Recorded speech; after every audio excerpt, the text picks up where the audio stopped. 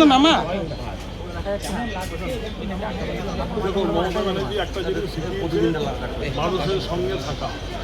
তাই যতটা পেরেছি মমতা ব্যানার্জির দেখানো পথে আমি আমার বিধানসভার মানুষের সঙ্গে থাকার চেষ্টা করেছি, তার ফল মানুষ আমাকে ঠিক আছে, আমাদের কোনো অসুবিধা নেই। সংসদীয় রাজনীতিতে আমরা যদি হেরেই থাকি, আমরা জানি না কী হয়েছে, আমি রেজাল্ট দেখিনি, তাহলে আমরা করবো কাজ, মানুষের সঙ্গে সেবা করবো, পাশে থাকবো।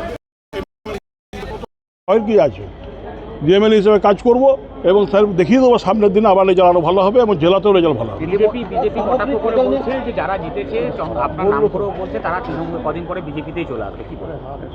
বিজেপি কী বলছে আমার দেখার দরকার নেই, আমি কী করবো সেটা আমার ব্যাপার। আপনি কি যাবেন? আমি কী করবো আমার ব্যাপার, তৃণমূলের এই ভরাটুকি কিভাবে মূল্যায়ন করবেন?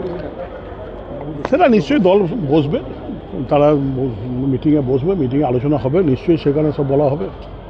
দীর্ঘদিন তো এই জেলায় রাজনীতি করছেন, তো বীরভূম একটা তৃণমূলের দুর্গ ছিল, সেখান থেকে এটা কিভাবে দেখছেন, কেন হলো এই ফল? না, নিশ্চয়ই কোনো ফাঁক আছে, ফাঁকটা আমাদের দেখতে হবে যে কি ফাঁকে আমরা এই বীরভূম জেলায় একটা তৃণমূলের দুর্গ ছিল, সেখানে এরকম বিপর্যয় হলো, সেটা নিশ্চয়ই আমাদেরও আলোচনা করে দেখতে হবে যে কোথায় আমাদের ফাঁক থেকে গেছে, ভবিষ্যতে ফাঁকটা পূরণ করতে হবে। দেখুন, দ্বন্দ্ব কোথায় ছিল আমরা চোখে দেখিনি, দ্বন্দ্ব তো কোথাও ছিল না। এখন এগুলো আপনারা মিডিয়া যদি বানিয়ে করেই তো আজকে মানুষকে ভুল রাস্তায় নিয়ে গিয়েছেন, তো সেই জন্য আপনারা কাজ করেছেন, আমরা আমাদের কাজ করি। তৃণমূলের গৃহযুদ্ধ কি প্রধান কারণ? কোনো গৃহযুদ্ধই নেই দাদা। বোলপুর শহরে ফলাফল নিয়ে কি বলবেন?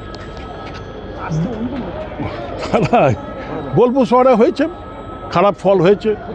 আমরা চেষ্টা করেছিলাম, আপ্রাণ চেষ্টা করেছিলাম যাতে বোলপুর শহরের রেজাল্টটা ভালো করানো যায়, কিন্তু যাক আমাদের কোনো ব্যর্থতা আছে, সেই ব্যর্থতাটা নিশ্চয়ই আমরা দেখব।